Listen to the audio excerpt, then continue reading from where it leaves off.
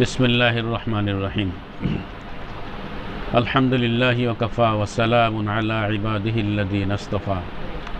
আম্মা বা'দ।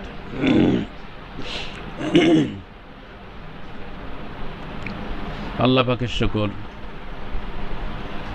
আল্লাহ তাআলা আমাদেরকে আল্লাহ পাকের কালাম কোরআনে কারীম শেখানোর জন্য, আল্লাহ পাকের কালাম শেখানোর কলা কৌশলগুলো আয়ত্ত করার জন্য আমাদেরকে তালিমুল ফুরকান প্রশিক্ষণে অংশগ্রহণ করার জন্য সুযোগ দান করেছেন। এর জন্য প্রত্যেকে শুকর আদায় করি আলহামদুলিল্লাহ। আমাদের তালিমুল ফুরকানের এই প্রশিক্ষণের সবচেয়ে গুরুত্বপূর্ণ বিষয় আমি এখন আলোচনা করব। ইতিপূর্বে আমাদের প্রয়োজনীয় এবং সেটাও গুরুত্বপূর্ণ বিষয় ছিল হরফে হেজা কীভাবে পড়ব, হরফে হেজা পড়ানোর পদ্ধতি, সেটা আমরা বিস্তারিত আলোচনা করেছি এবং প্র্যাকটিক্যালভাবে দেখেছি। এখন আমাদের আলোচ্য বিষয় হরকতের সবক।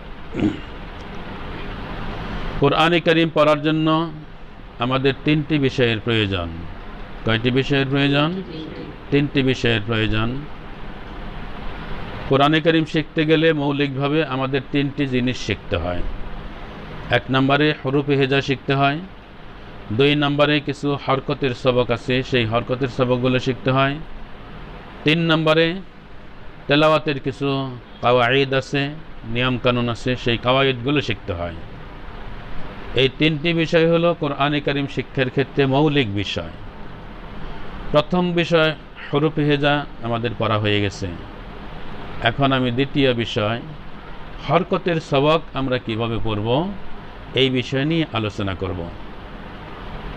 তেলাওয়াত শিক্ষার ক্ষেত্রে হরকতের সবকগুলো হরকতের সবকের সংখ্যা অনেক বেশি। হরকতের সবকটা হলে ব্যাপক। আপনাদের মনে প্রশ্ন আসতে পারে, হরকত আবার ব্যাপক হয় কেমনে, হরকতের সংখ্যা আবার বেশি হয় কেমনে? হরকত তো আমরা জানি তিনটি, নাকি? হরকত হলো তিনটি, জবর জের পেশ, এই তিনটিকে আমরা হরকত বলি। তো হরকতের সংখ্যা আবার বেশি হয় কেমনে, ব্যাপক হয় কেমনে? আমাদের তালিমুল ফুরকান অনুসারে আমরা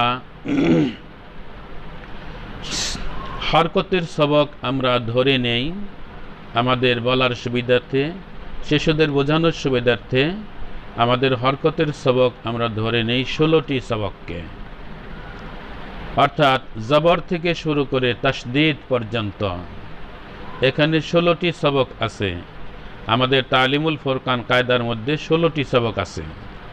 16টি সবক হলো, দেখেন, 3 নম্বরে আছে জবর, 4 নম্বরে জের, এমনিভাবে পর্যায়ক্রমে পেশ, তারপরে 2 জবর 2 জের 2 পেশ, জজম, তারপরে খারা জবর খারা জের উল্টা পেশ, আলিফ মদ ওয়াও মদ ইয়া মদ, ওয়াও লিন ইয়া লিন, তাসদীদ। এই 16টি সবককে আমরা হরকতের সবক বলি। এখন আপনারা প্রশ্ন করতে পারেন, হরকত তো তিনটি, অন্যান্যগুলো তো আর হরকত না, ওগুলোকে হরকত বলবো কেমনে এবং বলা যুক্তিসঙ্গত হয় কিনা? এটা স্বাভাবিক একটা প্রশ্ন। তার জবাবটা হলো এরকম, আমাদের এই 16টি সবকের বুনিয়াদ হলো হরকত। আমাদের এই 16টি সবকের বুনিয়াদ, ফাউন্ডেশন হলো হরকত, অর্থাৎ প্রত্যেকটি সবকের মূল হইল হরকত। হরকত যদিও প্রধানত তিনটি, জবর জের পেশ, কিন্তু তাসদীদ পর্যন্ত অন্য সবগুলো সবকের মূল হইল হরকত। হরকত ভিন্ন অন্য কোনো সবকের অস্তিত্ব থাকবে না। মনে করেন 2 জবর, এটাকে আমরা তানবিন বলি, তানবিনের সবক, কিন্তু তানবিনের ভিত্তি হইল হরকত। জবর ছাড়া কি 2 জবর হবে? পেশ ছাড়া, পেশ তো হরকত, এই হরকত ছাড়া কি 2 পেশ হইতে পারে? হরকত ছাড়া 2 জের থাকতে পারে না, হরকত ছাড়া আলিফ মদ সৃষ্টি হবে না, জবর ছাড়া আলিফ মদ হবে না, পেশ ছাড়া ওয়াও মদ কখনো হইতে পারে না, ঠিক আছে না? লিন কখনো হরকত ছাড়া হয় না, হরকত ছাড়া জজম পড়ার কোনো উপায় নেই, হরকত ছাড়া তাসদীদ পড়া অচল। তাহলে মূল কি হলো? আমাদের এই যে 16টি সবক সামনে, এগুলো প্রত্যেকটার ভিত্তি হলো হরকত, মূল হলো হরকত। হরকত ছাড়া অন্য কোনো সবকের কোনো অস্তিত্বই থাকবে না। যেমন মনে করেন খারাজ আবার খারাজের উল্টা পেশ, এগুলো তো মদ। মদ হইল হরকতের বিপরীত জিনিস, কিন্তু তারপরেও মদের মূল হইল হরকত। হরকতকে টেনে পড়ার নামই হলো মদ, ঠিক আছে না?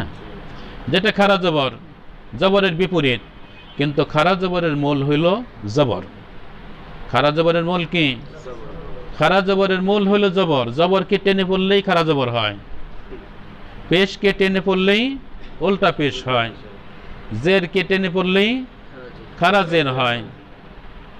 তাহলে কি বোঝে আসলো আমাদের জবর থেকে শুরু করে তাসদীদ পর্যন্ত এই সবগুলো সবকের ভিত্তি হইল হরকত। হরকত ভিন্ন কোনো সবকের অস্তিত্ব থাকবে না। এই কারণে আমরা এই 16টি সবককে হরকতের সবক ধরে নেই। বুঝে আসছে ভাই? কি কোনো আছে, তারুজ আছে কোনো? তাহলে এই সবগুলো সবককে আমরা আমাদের বলার সুবিধার্থে, বাচ্চাদের বোঝানোর সুবিধার্থে আমরা এই সবগুলো সবককে হরকতের সবক ধরে নেই। ধরে নেওয়ার প্রয়োজনটা কি?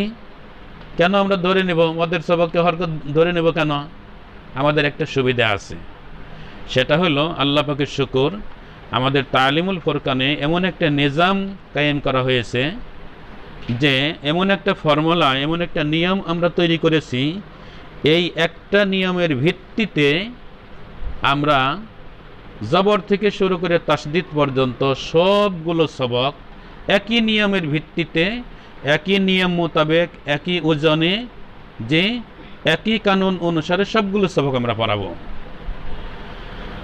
তো আমাদের এই 16টি সবক পড়ানোর জন্য একটা ফর্মুলা। এখন এই ফর্মুলাটার নাম কি দেব? তো এই ফর্মুলার নামকরণটা করা, যেহেতু আমাদের প্রত্যেকটা সবকের মূল হইল হরকত, এই জন্য আমরা এটার নামকরণ করেছি হরকতের সবক পড়ানোর মূলনীতি। হরকতের মধ্যে 3টা তো আছেই, বাকি সবগুলোর মধ্যেই হইল হরকত মূল। এই জন্য আমরা আমাদের এই নামকরণটা করেছি হারাকাতের সবক পড়ানোর মূলনীতি বা হরকত সমূহ পড়ানোর মূলনীতি। অর্থাৎ এক কথায় নীতিটা আমাদের সামনে আসলে সেটা আমরা প্রত্যেকটা সবকের মধ্যে সেট করতে পারবো। বুঝে আসছে আমার কথা? তো এই জন্য আমরা এই 16টা সবককে হরকতের সবক আমরা বলে থাকি এবং ধরে নেই। এখন আসেন মূল কথা বলি। আমরা যে কোনো হরকতের সবক যখন পড়াবো তখন আমাদের কয়টি কাজ করতে হবে? মূলনীতি কি? হরকতের সবক সমূহ পড়ানোর সময়, হরকতের সবক পড়ানোর সময় ধারাবাহিকভাবে আমাদের 4টি কাজ করতে হবে। কয়টি কাজ করতে হবে? যে কোনো হরকত আমি পড়াবো সেখানে আমাকে 4টি কাজ করতে হবে ধারাবাহিকভাবে। খুব মনোযোগ দিয়ে শোনেন, আমার হাতের দিকে তাকান। 1 নম্বরে আমরা হরকতের পরিচয় করাবো। 2 নম্বরে বানান উচ্চারণ শেখাবো। 3 নম্বরে প্রশিক্ষণ দেব। 4 নম্বরে পরীক্ষা নেব। 4 নম্বরে মুরাক্কাব গঠন করব। 4 নম্বরে মুরাক্কাব গঠন করব। আমি আবার বলছি, হরকতের যে কোনো সবক আমরা পড়াবো, যে কোনো সবক পড়ানোর সময় আমাদের ধারাবাহিকভাবে 4টি কাজ করতে হবে। শুধু তাই না, কথাটার ব্যাপকতা লক্ষ্য করেন। প্রতিটি সবকের মধ্যে 29টি করে হরফ আছে। প্রতিটি সবকে কয়টি করে হরফ আছে? জবরের সবকে 29টি হরফ আছে, ঠিক আছে? মনে করেন খারা জবরের মধ্যে 29টি হরফ আছে, তাসদীদের মধ্যে 29টি হরফ আছে। প্রত্যেকটি সবকের মধ্যে 29টি করে হরফ আছে। প্রতিটি সবকের প্রতিটি হরফ পড়ানোর সময়, কি বলছি কথাটা? প্রতিটি সবকের যে কোনো হরফ পড়ানোর সময় ধারাবাহিকভাবে আমাকে 4টি কাজ করতে হবে। 1 নম্বরে হলো হরকতের পরিচয় করাবো। 2 নম্বরে বানান উচ্চারণ শিখাবো। 3 নম্বরে প্রশিক্ষণ দেব। 4 নম্বরে মুরাক্কাব গঠন করব। কয়টি কাজ করব আমরা? কয়টি কাজ করব? আমি আবার বলি, এখন ভালোভাবে মুখস্থ করে নেবেন। হরকতের সবক পড়ানোর সময় ধারাবাহিকভাবে আমরা 4টি কাজ করব। 1 নম্বরে হরকতের পরিচয় করাবো, 2 নম্বরে বানান উচ্চারণ শিখাবো, 3 নম্বরে প্রশিক্ষণ দেব, 4 নম্বরে মুরাক্কাব গঠন করব। বলেন তো, হরকতের সবক পড়ানোর সময় কয়টি কাজ করব আমরা? 4টি কাজ করব। 1 নম্বরে, 2 নম্বরে বানান উচ্চারণ শিখাবো, করাবো না, বানান উচ্চারণ শিখাবো। 3 নম্বরে প্রশিক্ষণ দেব, 3 নম্বরে প্রশিক্ষণ দেব, 4 নম্বরে মুরাক্কাব গঠন করব। সবার কি ইয়াদ হয়েছে? আবার বলেন, হরকতের সবক পড়ানোর সময় কয়টি কাজ করব আমরা? 1 নম্বরে, 2 নম্বর, 3 নম্বর। সবাই কিন্তু বলেন নাই, সবার আওয়াজ আসতেছে না। 3 নম্বরে কি করব? 4 নম্বর মুরাক্কাব গঠন করব। তাহলে এই 4টি কাজ কে পরে হয়ে গেল। তাহলে আমরা কয়টা কাজ করব? আমরা যে কোনো হরকতের সবক পড়ানোর সময় আমাদের 4টি কাজ করতে হবে। 1 নম্বরে হরকতের পরিচয় করাবো, 2 নম্বরে বানান উচ্চারণ শিখাবো, 3 নম্বরে প্রশিক্ষণ দেব, 4 নম্বরে মুরাক্কাব গঠন করব। 4টে কাজ কি আমরা পেয়েছি? 4টে কাজের একটু বোঝ আপনাদেরকে দিতেছি।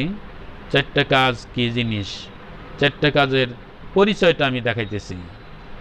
প্রথম হলো হরকতের পরিচয় করাবো, অর্থাৎ যেই হরকত আমি পড়াবো ওই হরকতটা আগে পরিচয় করাতে হবে। হরকত আমাদের আগে চিনাতে হবে, না চিনলে কি বাচ্চারা পড়তে পারবে? হরকত চিনানো, পরিচয় করানো, এটা হলো 1 নম্বর কাজ। হরফ তো আমাদের বাচ্চারা আগেই চিনে, এখন হরকতও চিনাইলাম। হরফ এবং হরকত যখন চিনা হয়ে গেছে, 2 নম্বর কাজ হলো আমরা বানান উচ্চারণ শিখাবো। 2 নম্বর কাজ কি? বানান উচ্চারণ শিখাবো। এখানে বানান উচ্চারণ বলতে আমরা একটু সংক্ষিপ্তভাবে বলেছি বানান উচ্চারণ। এখানে আসলে মূলত 3টি কাজ। বানান উচ্চারণের মধ্যে 3টি কাজ লুকানো আছে, যদিও বলেছি একসাথে বানান উচ্চারণ শিখাবো। এখানে আমাদের 3টি কাজ শিখতে হবে, একটার মধ্যে 3টি লুকানো আছে। একটা হলো আমরা বানান শিখাবো, 2 নম্বরে উচ্চারণ শিখাবো, 3 নম্বরে বানান উচ্চারণ শিখাবো। ঠিক আছে? একটা হরফের মধ্যে যখন একটা হরকত লাগবে তখন সেটার বানান কি হবে তা শিখাবো, উচ্চারণ শিখাবো, বানান উচ্চারণ শিখাবো। এই 3টা কাজ আমাদের শেখাতে হবে। ঠিক আছে? এই 3টি কাজকে আমরা এক কথায় সংক্ষিপ্তভাবে বলেছি বানান উচ্চারণ শিখাবো। বুঝে আসছে? প্রথম আমরা হরকতের পরিচয় করাবো, দ্বিতীয়ত বানান উচ্চারণ শিখাবো, 3 নম্বর হলো আমরা প্রশিক্ষণ দেব। প্রশিক্ষণ দেওয়াটা কি? আমাদের তালিমুল ফুরকানের পরিভাষায় প্রশিক্ষণ হলো আমরা যে শিশুদেরকে বানান উচ্চারণ, কি ভাই ঘুমাইতেছেন? আবু বকর সব ঘুমাইতেছেন? আমার দিকে তাকাই শোনেন, সবার নজর আমার দিকে থাকবে, কেউ অন্য দিকে তাকাবেন না, নিচের দিকে তাকাবেন না। কি বলতেছিলাম? হ্যাঁ, প্রশিক্ষণ কি জিনিস? প্রশিক্ষণ বলতে কি বুঝি? তালিমুল ফুরকানের পরিভাষায় প্রশিক্ষণ হলো আমরা যে এই যে 3টে জিনিস শিখাইলাম, বানান উচ্চারণ, বানান উচ্চারণ, এই যে 3টে জিনিস শিখাইলাম, এই 3টি জিনিস শিশুদের হৃদয়ে মজবুতভাবে বসাইয়ে দেওয়ার একটা প্রক্রিয়া। এবং যা জিজ্ঞেস করা হবে তাই শিশুরা উত্তর দেবে। বানান জিজ্ঞেস করলে শুধু বানানই করবে, বানানের সাথে উচ্চারণ মিলিয়ে দেবে না। বানান উচ্চারণ একসাথে মিলিয়ে তখনই বলবে যখন বানান উচ্চারণ একসাথে করতে বলা হবে, অর্থাৎ যা চাওয়া হবে তাই উত্তর দেবে। এই একটা শৃঙ্খলা এবং এই একটা সতর্কতা শিশুদের মধ্যে এই সচেতনতা সৃষ্টি করার জন্য বিশেষ একটা ব্যবস্থা, তাকে আমরা বলে থাকি প্রশিক্ষণ। ঠিক আছে?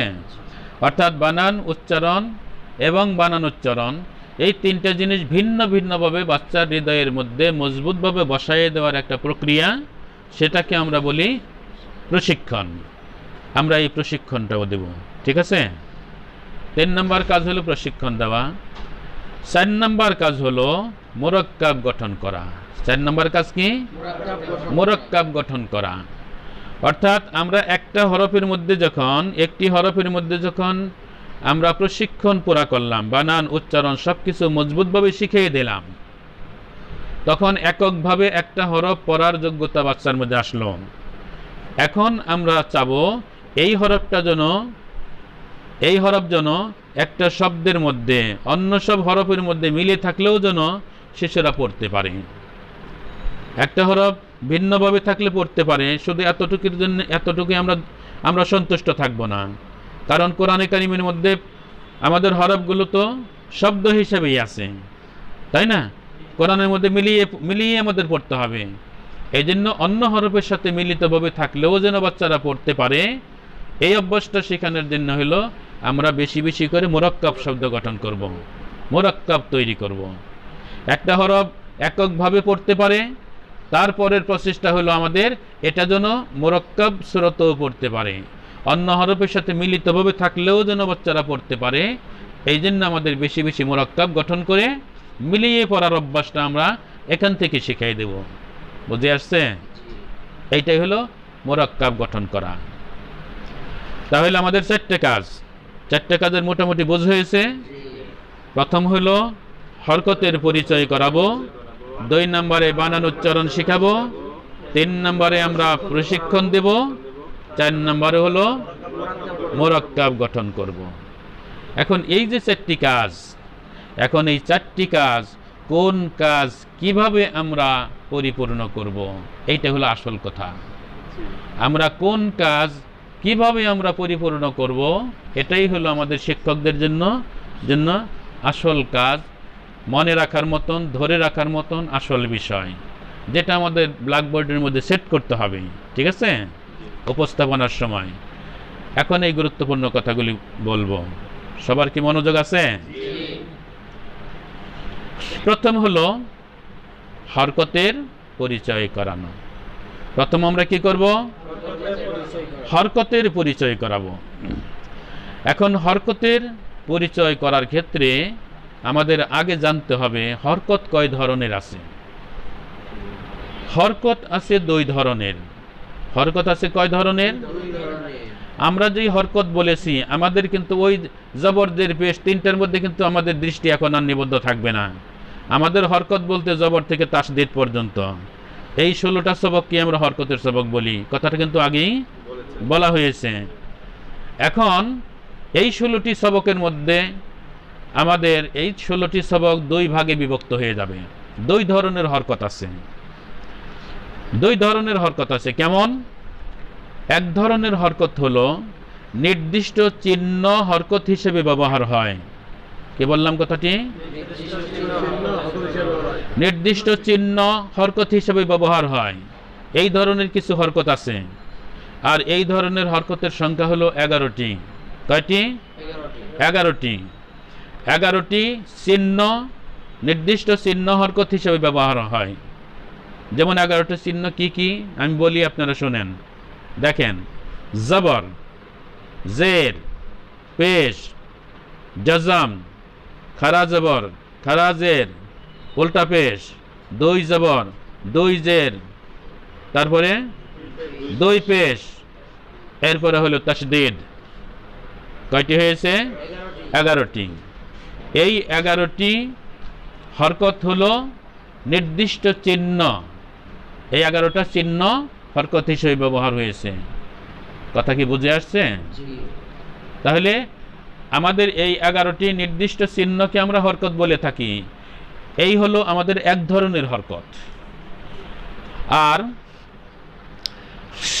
দ্বিতীয় ধরনের হরকত হলো এখানে নির্দিষ্ট চিহ্ন হরকত হিসেবে ব্যবহার হয় না। এখানে হলো হরফ এবং হরকতের সমন্বয়ে হরকতের সবক তৈরি হয়। দ্বিতীয় ধরনের হরকত বলবো কাকে আমরা? যেখানে হরফ এবং হরকত মিলিয়ে হরকতের সবক সৃষ্টি হবে। এইরকম সবক আছে আমাদের 5টি। এইরকম সবক আছে কয়টি? 5টি। যেমন আলিফ মদ, ওয়াও মদ, ইয়া মদ, ওয়াও লিন, ইয়া লিন। বুঝে আসছে? এই 5টি হরকত বা এই 5টি হরকতের সবকের মধ্যে কি আছে? নির্দিষ্ট কোনো চিহ্ন এখানে নাই। নির্দিষ্ট চিহ্নের কারণে এখানে হরকত চিহ্নিত হয় নাই। এখানে হরফ এবং হরকতের সমন্বয়ে আমাদের এই 5টি হরকতের সবকের পরিচয় হবে। বুঝে আসছে কথা? তাহলে হরকত আমরা কয় ভাগে বিভক্ত পাইলাম? 2 ভাগে। 11টি নির্দিষ্ট চিহ্ন হরকত হিসেবে ব্যবহার হয়। এই ধরনের আমরা 11টি হরকতের সবক পাবো। আর 5টি সবক পাবো যেখানে আমাদের নির্দিষ্ট চিহ্ন হরকত হিসেবে ব্যবহার হয় না। আমাদের হরফ এবং হরকতের সমন্বয়ে এই 5টি সবকে হরকতের সবক তৈরি হয়েছে। তাহলে হরকতের সবক কয় ভাগে বিভক্ত হয়ে গেল? 2 ভাগে বিভক্ত হইল। এখন আমি আপনাদেরকে হরকতের পরিচয় দেখাবো। যেহেতু ভাগ আমাদের 2টা, এই 2 ভাগের পরিচয় আমাদের 2 ভাবে দেখাইতে হবে। বুঝে আসছে? প্রথম আসেন, নির্দিষ্ট চিহ্ন যেখানে হরকত হিসেবে ব্যবহার হয় এই হরকতগুলোর পরিচয় আমরা কিভাবে করব? নির্দিষ্ট চিহ্ন যখন হরকত হিসেবে ব্যবহার হয় এই হরকতগুলোর পরিচয় আমরা কিভাবে করব? ঠিক আছে? এখানে আমরা হরকতের পরিচয় করাবো 2টি জিনিসের মাধ্যমে। নির্দিষ্ট চিহ্ন যখন হরকত হিসেবে ব্যবহার হবে এই হরকতগুলোর পরিচয় করব আমরা 2টি জিনিসের মাধ্যমে। একটা হলো আকৃতি, 2 নাম্বার হলো অবস্থান। হরকতের আকৃতি, 1 নাম্বার হলো হরকতের আকৃতি, 2 নাম্বার হলো অবস্থান। নির্দিষ্ট চিহ্ন যেখানে হরকত হিসেবে ব্যবহার হয় এই হরকতগুলোর পরিচয় করব আমরা 2টি জিনিসের মাধ্যমে। 1 নাম্বার হলো হরকতের আকৃতি কেমন, এটা আমরা বাচ্চাকে বুঝিয়ে দেব, এবং এই হরকতের অবস্থান কোথায় সেটা আমরা বাচ্চাদেরকে জানিয়ে দেব। ঠিক আছে? এই 2টি জিনিসের মাধ্যমে নির্দিষ্ট চিহ্নের হরকতগুলো আমরা শিশুদের পরিচয় করাই দেব। কি আবুল খায়ের ভাই, দাঁড়াইও তো থাকতে পারতেছেন না। বৈশাখ ঘুমাইলে তো সেটা বুঝতাম, ঘুমের ঝুঁক আসছে, এখন দাঁড়াইয়ে দাঁড়াইয়ে ঘুমান, এটা কি বলবো বলেন? এটাকে তো ঘুম বলা চলে না। হ্যাঁ, ঘুমের ঝুঁক আসলে কিন্তু মন শেষ, তাই না? ঘুমের ঝুঁক আসলেই কিন্তু মনোযোগ শেষ, আর মনোযোগ না থাকলে বৈশা থেকে কোনো লাভ নাই, আলোচনা শুই না কোনো লাভ নাই। ঠিক আছে না কথা?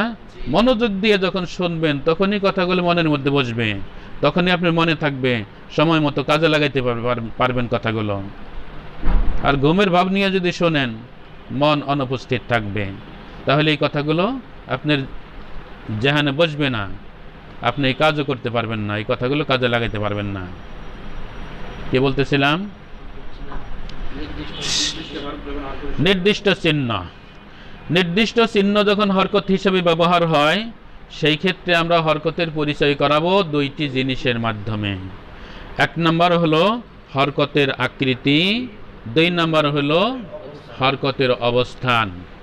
আকৃতি এবং অবস্থান, আকৃতি এবং অবস্থান। আকৃতি কেমন, অবস্থান কোথায়, এই 2টি জিনিস জানানোর মাধ্যমে নির্দিষ্ট চিহ্ন বিশিষ্ট হরকতগুলোকে আমরা পরিচয় করাবো। বুঝে আসছে? আমি একটু উদাহরণ দিয়ে দেই। উদাহরণ কি? সংক্ষিপ্তভাবে আপনাদেরকে 11টা হরকতের পরিচয় আমি এখন দেখাই দেব আপনাদের বোঝার সুবিধার্থে, যাতে কথাটা একদম পরিপূর্ণ হয়ে যায়। দেখেন, জবর একটা নির্দিষ্ট হরকত, নির্দিষ্ট চিহ্নের। আমরা শিশুদেরকে, এটা ব্ল্যাকবোর্ড থাকলেই ভালো হইতো, বাস সেখানে কি করব? শিশুরা, এই কোনাকুনি রেখাটির নাম জবর, আকৃতিটা আমি চিনিয়ে দিলাম, আমি লিখে দেখাইলাম বাচ্চাদেরকে। আমি আকৃতিটিকে দেখে আমি তাকে বললাম, শিশুরা এই কোনাকুনি রেখাটির নাম জবর। 1 নম্বর শর্ত পড়া হয়ে গেল। এরপরে জবর সর্বদাই হরফের উপরে থাকে, উপরে থাকা, এটা হলো অবস্থান।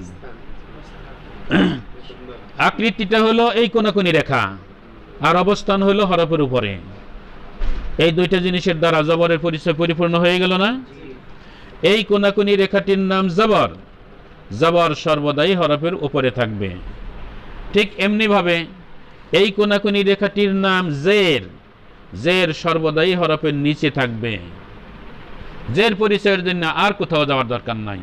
এই দুইটি কথাই যথেষ্ট। এই কোনাকুনি রেখাটির নাম জের। জের সর্বদাই হরফের নিচে থাকবে। মাথা মোটা কোনাকুনি এই রেখাটির নাম পেশ। পেশ সর্বদাই হরফের উপরে থাকবে। ঠিক আছে? তারপরে মনে করেন কোনাকুনি এই দুইটি রেখার নাম দুই জবর। দুই জবর সর্বদাই হরফের উপরে থাকবে। কোনাকুনি এই দুইটি রেখার নাম দুই জের। দুই জের সর্বদাই হরফের নিচে থাকবে। ঠিক আছে? হ্যাঁ, গোল মাথা কোনাকুনি এই দুইটি রেখার নাম দুই পেশ। দুই পেশ সর্বদাই হরফের উপরে থাকবে। ডালের মতো ছোট এই চিহ্নটির নাম জাজম। জাজম সর্বদাই হরফের উপরে থাকবে, তাই না? খারা এই চিহ্নটির নাম খারা জবর। খারা জবর সর্বদাই হরফের উপরে থাকবে। খারা এই চিহ্নটির নাম খারা জের। খারা জের সর্বদাই হরফের নিচে থাকবে, তাই না? হ্যাঁ, এক মাথা মোটা কোনাকুনি এই রেখাটির নাম উল্টা পেশ। উল্টা পেশ সর্বদাই হরফের উপরে থাকবে। শিশুরা লক্ষ্য করেন, তিন দাঁতওয়ালা এই চিহ্নটির নাম তাসদীদ। তাসদীদ সর্বদাই হরফের উপরে থাকবে। পেয়েছি? 11টি হরকতের পরিচয় কি পেয়েছি আমরা? কষ্ট হয়েছে? সহজ কিনা? তাহলে এই যে নির্দিষ্ট চিহ্ন বিশিষ্ট হরকত, এগুলার পরিচয় আমরা করাবো এই দুইটি শর্তের মাধ্যমে, এই দুইটি জিনিসের মাধ্যমে। একটা হলো আকৃতি, দুই নম্বর হলো অবস্থান। অবস্থান তো আমাদের দুইটি, হয় হরফের উপরে থাকবে না হলে নিচে থাকবে। ঠিক আছে না? আমরা যদি আকৃতি দেখাই এবং এই আকৃতি মানে এই হরকতটা হরফের উপরে থাকবে না নিচে থাকবে, সেটা যদি ভালোভাবে বোঝাই দেই, তাহলেই হরকতের পরিচয় পরিপূর্ণ হয়ে যাবে। ক্লিয়ার হয়েছে ভাই? 11টা তো হয়ে গেছে। জবর জের পেশ, দুই জবর দুই জের দুই পেশ। খারা জবর খারা জের উল্টা পেশ, 3 তিরিখে 9টা হয়ে গেল। তারপরে জজম তাসদীদ।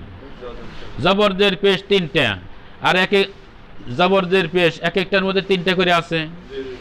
3 তিরিখে 9, জজম তাসদীদ, এই হলো 11টি।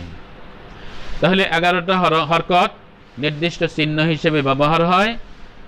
আর আমরা এই হরকতগুলোর পরিচয় করাবো দুইটি জিনিসের মাধ্যমে। একটা হলো আকৃতি, 2 নম্বর হলো অবস্থান। এইভাবে আমরা এই হরকতগুলোর পরিচয় করিয়ে দেব। পারবো না ইনশাআল্লাহ? এখন আসেন, এখন হলো দ্বিতীয় ধরনের হরকত। নির্দিষ্ট চিহ্ন, পানিটা একটু, নির্দিষ্ট চিহ্ন হরকত হিসেবে ব্যবহার হয় না। এখানে হরফ এবং হরকতের সমন্বয়ে হরকতের সবকগুলো তৈরি হয়েছে। হ্যাঁ, ঠিক আছে, ঠিক, সবাই সোজা হয়। কি বলতেছিলাম? দ্বিতীয় ধরনের হরকতের পরিচয় আমরা কিভাবে করব, সেই বিষয়টা আমরা আলোচনা করতেছিলাম। যেখানে নির্দিষ্ট চিহ্ন হরকত হিসেবে ব্যবহার হয় না, হরফ এবং হরকতের সমন্বয়ে হরকতের সবক তৈরি হয়। এই সবকগুলোর পরিচয় আমরা করাবো দুইটি শর্তের মাধ্যমে। দুইটি শর্তের মাধ্যমে। আগে বলেছিলাম দুইটি কথার মাধ্যমে, আর এখন বললাম দুইটি শর্তের মাধ্যমে। আর আমরা আগেই বলেছি হরকত এবং হরফ এবং হরকতের সমন্বয়ে আমাদের হরকতের সবক তৈরি হয় 5টি। কয়টি? 5টি সবক। এই 5টি সবকের মধ্যে আমরা হরকতের পরিচয় করাবো দুইটি শর্তের মাধ্যমে। কি দুইটি শর্ত? দুইটি শর্ত, যেমন আলিফ মদ। আলিফ মদ পরিচয় করানোর সময় দুইটি শর্ত। এক নম্বর হলো জবর থাকতে হবে। দুই নম্বর শর্ত, জবরের বাম পাশে খালি আলিফ থাকতে হবে, তাহলে হবে আলিফ মদ। ওয়াও মদের পরিচয়ের জন্য আমাদের দুইটি শর্ত। এক নম্বর শর্ত হলো পেশ থাকবে, দুই নম্বর শর্ত হলো পেশের বাম পাশে যজমলা ওয়াও থাকবে। এরপরে ইয়া মদের জন্য, ইয়া মদের পরিচয়ের জন্য দুইটি শর্ত। এক নম্বর শর্ত হলো জের থাকবে, দুই নম্বর শর্ত হলো জেরের বাম পাশে যজমলা ইয়া থাকবে। তেমনিভাবে আমরা যখন ইয়া লিন পড়াবো, তো ইয়া লিনের পরিচয় কেমনে করব? ইয়া লিনের পরিচয়ের জন্য দুইটি শর্ত। এক নম্বর হলো জবর থাকবে, দুই নম্বর শর্ত হলো জবরের বাম পাশে যজমলা ইয়া থাকবে। তেমনিভাবে ওয়াও লিন পরিচয়ের জন্য দুইটি শর্ত। এক নম্বর শর্ত হলো জবর থাকবে, দুই নম্বর শর্ত হলো জবরের বাম পাশে যজমলা ওয়াও থাকবে। এইভাবে আমাদের দুইটি শর্তের মাধ্যমে আমাদের হরকতের 5টি সবক, অর্থাৎ আলিফ মদ, ওয়াও মদ, ইয়া মদ, ওয়াও লিন, ইয়া লিন, এই 5টি হরকত, যেগুলো নির্দিষ্ট চিহ্ন যেই ক্ষেত্রে হরকত হিসেবে ব্যবহার হয় না, হরফ এবং হরকতের সমন্বয়ে যেই হরকতগুলো ব্যবহার হয়, এই 5টি সবকের পরিচয় আমরা দুইটি শর্তের মাধ্যমে করব। হ্যাঁ ভাই, আমরা বলতেছিলাম বানান উচ্চারণ কিভাবে শেখাবো, ঠিক আছে? বানান উচ্চারণের মধ্যে আমাদের 3টি জিনিস আছে, এটা তো আমরা আগেই জেনেছি। একটা হলো বানান, 2 নম্বরে উচ্চারণ, 3 নম্বরে বানান উচ্চারণ। এখন এই 3টে জিনিস আমরা কিভাবে শিখাবো? এই 3টে জিনিস শিখাবো আমরা 2টি কাজের মাধ্যমে। কয়টি কাজের মাধ্যমে? 2টি কাজের মাধ্যমে শেখাবো। এক নম্বর হলো আমি নিজে করে দিয়ে, আমি নিজে বানান উচ্চারণ নিজে করে দিয়ে শিশুদেরকে শেখাবো। 2 নম্বর হলো আমি প্রশ্ন করে শিশুদের কাছ থেকে বানান উচ্চারণ আদায় করে নিব। খেয়াল করছেন কথাটা? আমাদের এই 3টে জিনিস শেখানোর পদ্ধতি বা শেখানোর তরিকা হলো 2টি। আমি শিখাবো, আদায় করে নিব। 1 নম্বর হলো শিখাবো, 2 নম্বরে শিশুদের কাছ থেকে আদায় করে নিব। ঠিক আছে?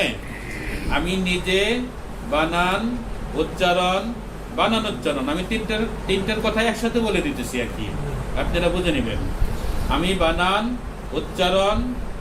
উচ্চারণ নিজে করে দিয়ে শিশুদেরকে শেখাবো, এটা হলো 1 নম্বর কাজ। 2 নম্বর কাজ হলো শিশুদেরকে প্রশ্ন করে তাদের কাছ থেকে আমি আদায় করে নেব। শিশুদেরকে প্রশ্ন করে তাদের কাছ থেকে আদায় করে নেব। তাহলে মূল কি পাইলাম? 2টা জিনিস, আমি শিখাবো, আদায় করে নেব। মূলত কি পাইলাম? আমি শিখাবো 1 নম্বর কাজ, আদায় করে নেওয়া 2 নম্বর কাজ। তাহলে আমরা এই যে বানান উচ্চারণ শেখানোর ক্ষেত্রে আমরা 2টি কাজ করব। 1 নম্বর হলো আমি শিখাবো, 2 নম্বরে আদায় করে নিব। শেখানো এবং আদায় করে নেওয়া এই 2টা মিলেই হলো আসলে শেখানো। ঠিক আছে? আমি শিখাবো এবং আদায় করে নেব। এইভাবে আমরা এই 3টে জিনিস কি করব? আমরা শিশুদেরকে শিখিয়ে দিব। ঠিক আছে? এখন আরেকটা কথা, আদায় যে করে নিব আমরা, আদায় করার ক্ষেত্রে আমাদেরকে আদায় করার ক্ষেত্রে আমরা তিন ভাবে আদায় করব। আমি যখন আদায় করে নিব দ্বিতীয় কাজটা, তাই না? আমি যখন আদায় করব, আদায় করার ক্ষেত্রে আমাদের তিনটি পর্যায়ে আমরা আদায় করব। কয় পর্যায়ে আদায় করব? তিন পর্যায়ে আদায় করব।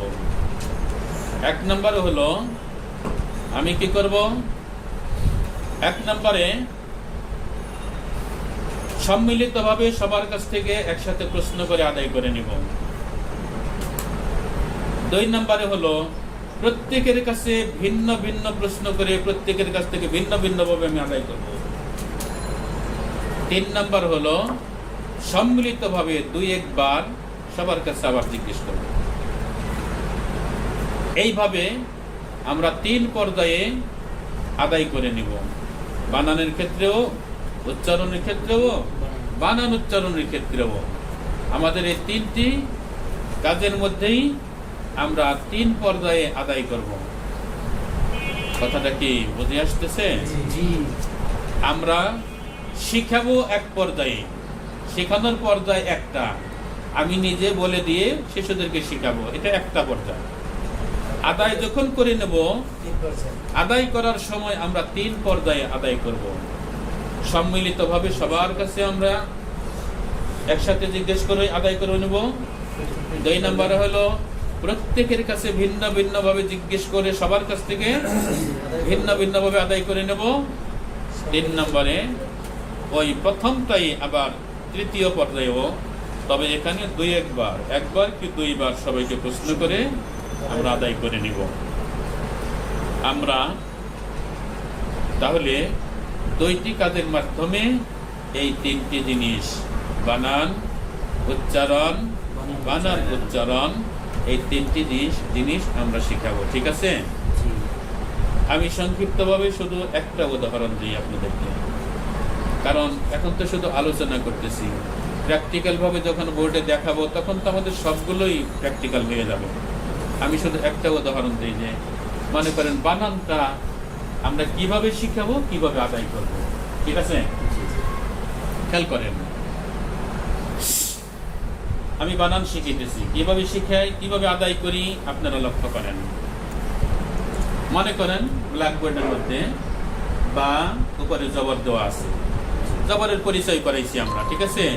পরিচয় যখন হয়ে গেছে, এখন আমরা বানান শিখাবো। শিশুরা সবাই খুব মনোযোগ দিয়ে লক্ষ্য করেন। দেখেন, আমি আপনাদেরকে এই হরফের বানান শিখাইতেছি, আমি এই হরফের আপনাদের বানান শিখাইতেছি। দেন সিলেট দেন দেখি,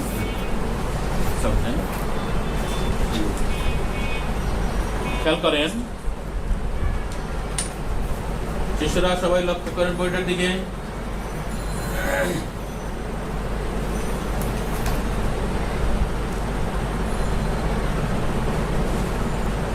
আমরা জবরের পরিচয় করিয়ে দিছি, ওটা আমি এখন আলোচনায় আনলাম না। জবরের পরিচয় যখন হয়ে গেছে, এখন আমাদের বানান শেখাতে হবে, তাই না? শিশুরা খুব ভালো করে লক্ষ্য করেন, আমি এখন আপনাদেরকে এই হরফের বানান শিখাবো। লক্ষ্য করেন, বা জবর, এই আপনারা বলবেন না, শুধু শুনবেন। আমি যখন বলতে বলবো তখন আপনারা বলবেন, আমি বলতে না বললে আপনারা কিন্তু বলবেন না, শুধু শুনবেন। দেখে দেখে ভালো করে শুনবেন। লক্ষ্য করেন, বা জবর, এই হরফের বানান। শিশুরা খুব ভালো করে শোনেন, বা জবর, এই হরফের বানান। বা জবর, এই হরফের বানান। বা জবর, এই হরফের বানান। শিশুরা, এই যে আমি বানান শিখাইলাম, আপনারা কি এইভাবে বানান করতে পারবেন? আমার বানান শেখানো হয়ে গেছে, এখন দ্বিতীয় কাজ আমি আদায় করব। শিশুরা সবাই বলেন, এই হরফের বানান কি? এই হরফের বানান কি? এই হরফের বানান বানান আবার বানান করেন, সুন্দর করে বানান করেন। মতিয়ার বানান করেন, সানাউল্লাহ বানান করেন, আবুল হাসান বানান করেন, আবুল খায়ের বানান করেন, শহীদ বানান করেন, ফজলুল করিম বানান করেন, রায়হান বানান করেন। সবাই মিলে একসাথে বানান করেন। আবার সবাই বানান করেন। এই হলো বানানটা আমরা আদায় করলাম। আদায় কয় পর্যায়ে করলাম? বুঝে আসছে? আমি শিখেছি হলো এক পর্যায়ে। আমি নিজে বানান করে বারবার নিজেই বানান করেছি, কি করেছি সেটাও আমি বলে দিছি। শিশুরা লক্ষ্য করেন, বা জবর এই হরফের বানান খুব ভালো করে খেয়াল করেন শিশুরা। বা জবর এই হরফের বানান আমি নিজে বানান করলাম, আবার কি করলাম সেটাও বাচ্চাদের বোঝাই দিলাম। নিজে বানান করে কি করলাম সেটাও আমি বলে দিতেছি। অর্থাৎ আমি নিজে বানান করে শিশুদেরকে বানান শিখাইতেছি। কয়েকবার যখন আমি নিজে নিজে বানান করে শিশুদেরকে বানানটা শিখাইলাম, তাদের শেখা হয়ে গেছে। এখন আমি দ্বিতীয় পর্যায়ে তাদের কাছ থেকে আদায় করে নিব। সেই আদায় করার ক্ষেত্রে আমরা 3টা পর্যায় বলেছি, তাই না? আর আমরা 3টা পর্যায়েই কিন্তু আবার আদায় করে নিছি। খেয়াল করেছেন? প্রথম সম্মিলিতভাবে সবাইকে প্রশ্ন করেছি। সবাই বলেন এই হরফের বানান কি, আবার বলেন এই হরফের বানান কি, আবার বানান করেন। সম্মিলিতভাবে আমি প্রশ্ন করতেছি, সবাই বানানটা করে দিতেছি। এরপরে ভিন্ন ভিন্নভাবে জিজ্ঞেস করলাম, তাই না? আপনি বানান করেন, আপনি বানান করেন, অমুকে বানান করেন, তমুকে বানান করেন। সবাইকে ভিন্ন ভিন্নভাবে জিজ্ঞেস করলাম না? এটা দ্বিতীয় পর্যায়। তারপরে আবার সম্মিলিতভাবে সবাইকে 2-1 বার আবার বানান করতে বললাম, সবাই বানান করলো। এই 3 পর্যায়ে হলো আমরা কি করব? বানানটাকে আদায় করব। বুঝে আসছে? তো বানানের ক্ষেত্রে যে আমরা 2টা কাজের মাধ্যমে, একটা হলো শিখানো, দ্বিতীয়ত আদায় করে নেওয়া। আমরা যে এই যে 2টা কাজের মাধ্যমে বানান শিখাইলাম, অনুরূপ উচ্চারণের মধ্যেও আমরা এই দুই কাজের মাধ্যমে উচ্চারণটা শিখাবো। বানান উচ্চারণটাও এই দুই প্রকারেই আমরা বাচ্চাদেরকে বানান উচ্চারণ শিখাবো। ঠিক আছে? বিষয়টা যখন আমি ব্ল্যাকবোর্ডে পড়ে দেখাবো তখন সাফ হয়ে যাবে, কিন্তু কথাগুলো যদি খুব কার্যকরভাবে শুনেন তখন আমাদের আসল কাজটা করা সহজ হয়ে যাবে। এইগুলো আমাদের বানান উচ্চারণ শিখানো। প্রথম আলোচনা করেছি হরকতের পরিচয় করানো, এখন আলোচনা করলাম বানান উচ্চারণ শিখানো। আর তৃতীয় বিষয় হলো প্রশিক্ষণ দেওয়া। প্রশিক্ষণ আমরা কিভাবে দেব? এই যে এটার মধ্যে আমাদের এই কাজটা হয়ে যাবে। প্রশিক্ষণ আমরা কেমনে দেব? প্রশিক্ষণ দেওয়ার আগে শিশুদেরকে একটা নসিহত করতে হবে, শিশুদেরকে কিছু হেদায়েত দিতে হবে। শিশুরা, এই যে আপনাদেরকে 3টা জিনিস শিখাইলাম, আপনারা কয়টা জিনিস শিখলেন? এই হরফের মধ্যে বানান শিখেছেন, তাই না? উচ্চারণ শিখেছেন। তারপরে কি শিখলেন আপনারা? বানান উচ্চারণও শিখলেন। কয়টা জিনিস শিখলেন? 3টা জিনিস আপনারা শিখলেন। শিশুরা, এই 3টি জিনিস আপনাদের হৃদয়ের মধ্যে মজবুত ভাবে গেঁথে রাখতে হবে। আর যা জিজ্ঞেস করা হবে আপনাকে তাই উত্তর দিতে হবে। সাবধান, উল্টাপাল্টা কিন্তু করা যাবে না।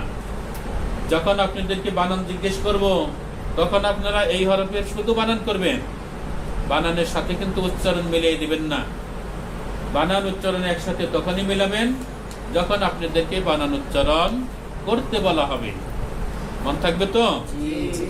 এখানে আরেকটা কথা ভালোভাবে মনে রাখবেন, যখন আপনাদেরকে পড়তে বলা হবে অথবা পড়ার জন্য ইশারা করা হবে তখন আপনারা উচ্চারণ করবেন। কি করবেন? যখন পড়তে বলা হবে, আবুল খায়ের ঘুমাইতেছে, ঘুমায়েন না।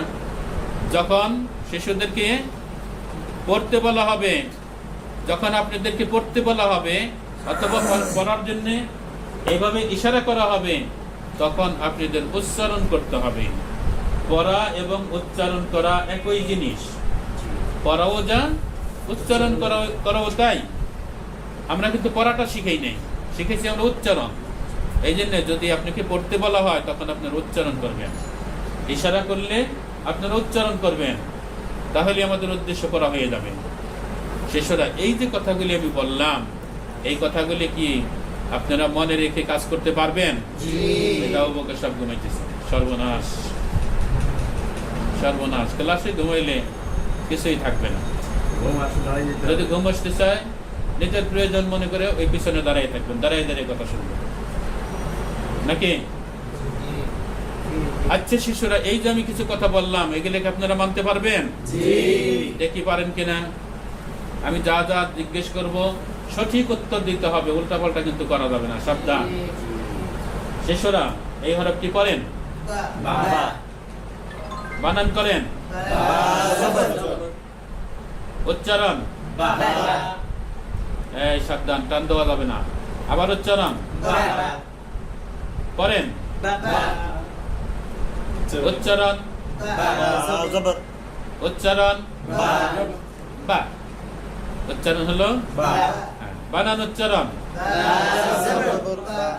বা জবর বা, এইটা হলো বানান উচ্চারণ। বানান উচ্চারণ ফেল ফেল। আমি ইশারা করছি, ইশারা করলে তখন কি করতে হবে? উচ্চারণ করতে হবে। ইশারা করেছি, এখন আমি ইশারা করলাম না, শুধু বা। উচ্চারণ মানে কি? পড়া। আমি যখন ইশারা করেছি আপনি উচ্চারণ করবেন। হ্যাঁ, বা পড়েন, বা। মানে আপনারা তো এই ব্যাপারে প্রশিক্ষণ প্রাপ্ত হন নাই, উল্টাপাল্টা হওয়া স্বাভাবিক। যখন ব্ল্যাকবোর্ডে পড়াবো, দুই একটা হরফ পড়াইলে আপনারাও প্রশিক্ষণ প্রাপ্ত হয়ে যাবেন। যা জিজ্ঞেস করবো সঠিক উত্তর আপনারা দিতে পারবেন, ঠিক আছে? তো নমুনাটা তো দেখা হইলো, এইটার নাম হইলো প্রশিক্ষণ। এই যে আমরা বানান উচ্চারণ শিখানোর পরে সবার কাছ থেকে ভিন্ন ভিন্ন ভাবে প্রত্যেকটা বিষয় আদায় করা, ঠিক আছে? এইটাকেই বলি আমরা প্রশিক্ষণ। এর দ্বারা শিক্ষার্থীদের মধ্যে সচেতনতা বৃদ্ধি পাবে এবং প্রত্যেকটা জিনিস ভিন্ন ভিন্ন ভাবে তারা চিনবে এবং যা জিজ্ঞেস করা হবে তাই তারা উত্তর দিতে পারবে, ঠিক আছে? এবং প্রত্যেকটা জিনিস তাদের অন্তরে মজবুত ভাবে বসে যাবে। কারণ যদি বোঝটা যদি দুর্বল থাকে তাহলে কিন্তু উল্টাপাল্টা করে ফেলবে। কাজে এই প্রশিক্ষণটা অনেক গুরুত্বপূর্ণ বিষয়, ঠিক আছে? এই জন্য আমরা প্রশিক্ষণটাকে আমাদের মূলনীতির অন্তর্ভুক্ত রেখেছি। তাহলে হরকতের সবক পড়ানোর জন্য হলো আমাদের ধারাবাহিক 4টি কাজ। 1 নম্বরে গেল হরকতের পরিচয়, 2 নম্বরে গেল হলো বানান উচ্চারণ শেখানো, 3 নম্বরে গেল আমাদের প্রশিক্ষণ দেওয়া। এখন 4 নম্বর কাজ হলো মুরাক্কাব গঠন করা। 4 নম্বর কাজ কি? মুরাক্কাব গঠন করা। লক্ষ্য করেন, এই যে আমরা এই হরফের মধ্যে প্রশিক্ষণ দিয়ে ফেলছি, বানান উচ্চারণ শেখানোর পরে প্রশিক্ষণ হয়ে গেল, তাই না? এখন আমাদের কি করতে হবে? এই হরফ দ্বারা মুরাক্কাব গঠন করতে হবে। যেহেতু আমাদের হরকতের প্রথম সবক, প্রথম হরফ এটা বা, এখন এটাতে মুরাক্কাব করবো কেমনে? একটা দিয়ে কি মুরাক্কাব গঠন করা যায়? এক হরফে মুরাক্কাব গঠন করা যায়? সাধারণত যায় না। এখন বলবেন হুজুর সাধারণত কথাটা লাগালেন কেন? তাই না? চেষ্টা করলে কিছু করা যায়, যায় না। তো আমাদের ব্যাপক আম কথা হইলো, যে কোনো হরফে প্রশিক্ষণ আদায় করলে এই হরফ দিয়া আমাদের মুরাক্কাব গঠন করতে হবে। আর আমরা বলি কমপক্ষে 5টা মুরাক্কাব গঠন করব। কয়টা? 5টা মুরাক্কাব গঠন করব। মুরাক্কাব গঠন কিভাবে করব? আমাদের এখানে মুরাক্কাব শব্দ গঠন করতে হবে। এই মুরাক্কাবের মধ্যে এই হরফটা অবশ্যই থাকবে। যেই হরফের মধ্যে প্রশিক্ষণ পূরণ করলাম এই হরফটা অবশ্যই থাকবে। এই সাথে পিছনের পড়ানো হরফগুলোর মধ্যে থেকে যে কোনো 2টা হরফ আমরা এই হরফের সাথে যোগ করে 3টি হরফ দিয়ে মুরাক্কাব গঠন করব। কয়টি হরফ দিয়ে মুরাক্কাব গঠন করব? 3টি হরফ দিয়ে আমরা কমপক্ষে 5টা করে মুরাক্কাব গঠন করে করে পড়াবো। যে কোনো হরফ পড়াবেন ওই হরফের নিচে 5টা মুরাক্কাব গঠন করে যাব। এইটাই হলো আমাদের তরিকা। তবে এখানে 5টা মুরাক্কাব গঠন করা সম্ভব না। আর আপনারা তো বলছেন একটাও সম্ভব না, যেহেতু প্রথম হরফ। এক হরফ দিয়ে মুরাক্কাব কেমনে হবে? বড় জোর এতটুকুন করা যাইতে পারে। শিশুরা লক্ষ্য করেন সবাই বইটার দিকে দেখেন। হ্যাঁ শিশুরা, এই হরফটি পড়েন, এই হরফটি পড়েন। আমি 2টার উচ্চারণ মিলিয়ে দিতেছি, লক্ষ্য করেন। বাবা, বাবা। আপনারা পারবেন না মিলাইতে? এই হরফটি পড়েন, এই হরফটি পড়েন। Milan, Milan. দেখেন আমি আরো একটা শব্দ গঠন করতেছি, খেয়াল করেন সবাই। শিষ্যরা এই হরফটি পড়েন, বা এই হরফটি পড়েন, বা দুইটা মিলান। বা এখন এই হরফটি পড়েন, বা বা এই একটি হরফ পড়েন। বা লক্ষ্য করেন আমি এখন এই তিনটি হরফের তিনটি হরফের উচ্চারণ মিলিয়ে দিতেছি। বা বা বা বা বা বা। বা পারবেন না আপনারা মিলাইতে? এই হরফটি পড়েন, বা বা একটা পড়তে বলছি, পড়েন বা পড়েন বা মিলান, বা পড়েন বা মিলান। বা এই হলো আমাদের মুরাক্কাব গঠন করা। এখানে এক হরফ দিয়ে এই দুইটা মুরাক্কাবই গঠন করা যাইতে পারে, এর বেশি আর উপায় নাই, অপারগ আমরা। কিন্তু সামনের হরফ যখন আসবে তখন তো আমরা অসংখ্য মুরাক্কাব গঠন করতে পারবো, সীমাহীন সামনে যখন আসবে। কিন্তু আমাদের প্রথম হরফে এর বেশি আসতে পারে না। যাই হোক, এখানে আমরা মুরাক্কাব গঠন করার ক্ষেত্রে কি শিখলাম? যে কোনো হরফের মধ্যে যখন প্রশিক্ষণ করা হয়ে যাবে, প্রশিক্ষণ করা হওয়া মানে কি? বানান শিখাইলাম, হরকতের পরিচয় করালাম, বানান উচ্চারণ শিখাইলাম, প্রশিক্ষণ দিলাম, তারপরের কাজের মুরাক্কাব গঠন করা। আমরা ওই হরফটার নিচে 5টা করে মুরাক্কাব গঠন করব। এই মুরাক্কাব যদি আমরা বেশি বেশি করে গঠন করি তখন এই হরফটা কোরআনের মধ্যে মিলিয়ে পড়ার যোগ্যতা আসবে। বুঝে আসছে? মুরাক্কাব যত বেশি গঠন করব তত মিলিয়ে পড়ার অভ্যাস হবে, বাচ্চারা মিলিয়ে পড়ার যোগ্যতা পাবে। ঠিক আছে? হ্যাঁ, 5টা করে মিলাইলে অর্থ মানে একটা করে শব্দ মিলাইলাম পরে চারটা। আমরা না না না না আমরা আমাদের শব্দ হবে তিন হরফ বিশিষ্ট। 3 হরফ দিয়ে শব্দ গঠন করব, এইরকম 5টা শব্দ গঠন করব আমরা। যে কোনো প্রত্যেক হরফে আমরা 5টা শব্দ গঠন করব। এই শব্দ গঠন করার ক্ষেত্রে কিছু নীতিমালা আছে, কেমনে কেমনে করব, কোন হরফ আনা যাবে কোন হরফ আনা যাবে না, সেটা আমরা পরে আলোচনা করব। তো মোট কথা পাইলাম, আমাদের প্রতিটি হরফের মধ্যে 5টা করে মুরাক্কাব গঠন করে আমরা পড়াবো। ঠিক আছে ভাই? তাহলে এই হলো হরকতের সবক উপস্থাপন করার আমাদের 4টি কাজ। ঠিক আছে? আমরা যে কোনো হরকতের যে কোনো হরফ পড়াবো তখন আমাদের এই 4টি কাজের মাধ্যমে হরকতের ওই হরফটা আমরা পড়াবো। ঠিক আছে?